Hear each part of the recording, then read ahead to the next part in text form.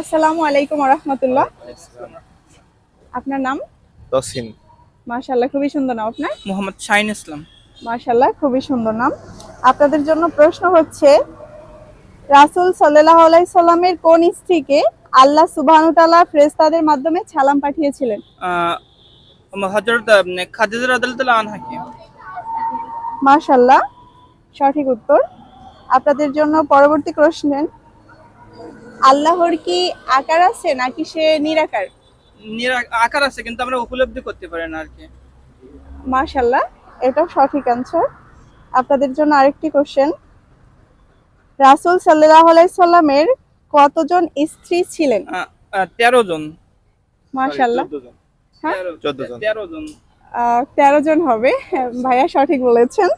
আচ্ছা, আরেকটি প্রশ্ন, হযরত আদম আলাইহিস সালাম কত হাত লম্বা ছিলেন? 60 হাত। মাশাআল্লাহ, সঠিক উত্তর। আমার পক্ষ থেকে ছোট্ট একটি হাদিয়া রয়েছে। এই যে ভাইয়া, ছোট্ট একটি হাদিয়া আমার পক্ষ থেকে। মোস্ট ওয়েলকাম, জাযাকাল্লাহ খাইর।